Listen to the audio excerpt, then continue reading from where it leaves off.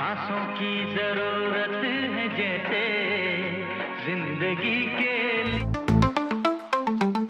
Romantic গানের জন্য ব্যাপক খ্যাতি কুড়িয়েছেন ভারতীয় গায়ক কুমার শানু। ব্যক্তিগত জীবন নিয়ে বেশ আলোচিত তিনি। দাম্পত্য জীবন সুখে হয়নি তার।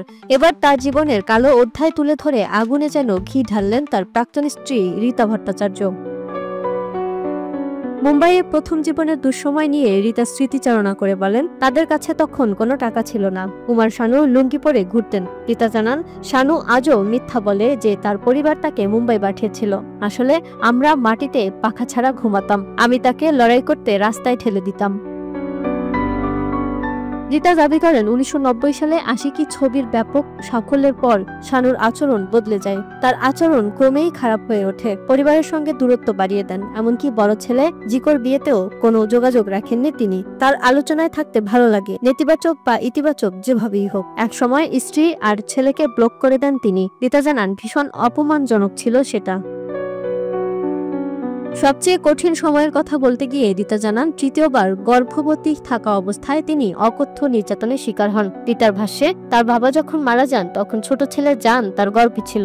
নির্যাতনের সব সীমা ছাড়িয়ে গিয়েছিল। সেই সময়েই শানু আদালতে স্ত্রীর বিরুদ্ধে নানা অভিযোগ করেন। এক পর্যায়ে কুমার শানুর অন্য সম্পর্ক নিয়েও প্রমাণ ফাঁস হয়।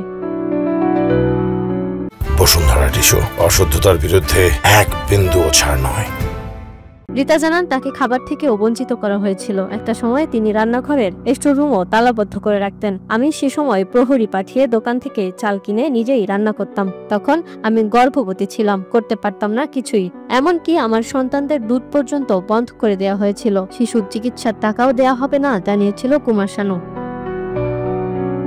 1986 সালে কুমার শানু ও রীতা ভট্টাচার্যের বিয়ে হয়। তাদের 3 সন্তান, জিকো, জ্যাসি ও জান। কুমার শানু 1994 সালে অভিনেত্রী কুন্নিকা সাদানন্দের সঙ্গে শানুর সম্পর্কের গুঞ্জনের পর বিবাহ বিচ্ছেদ ঘটে। আদালতের রায়ে সন্তানদের হেফাজত পান রীতা। তবে এসব অভিযোগ নিয়ে কুমার শানু কোনো মন্তব্য পাওয়া যায়নি। ফিল্ম উইন্ডোকে দেয়া সাক্ষাৎকারে রীতা জানান, শানুর গায়কী জীবনের সাফল্যে তিনি বড় ভূমিকা রেখেছিলেন। তার ভাষায়, গায়ক হিসেবে শানু দুর্দান্ত, কিন্তু মানুষ হিসেবে তার কথা যত কম বলা যায় ততই ভালো। কখনোই উচ্চাভিলাষী ছিলেন না।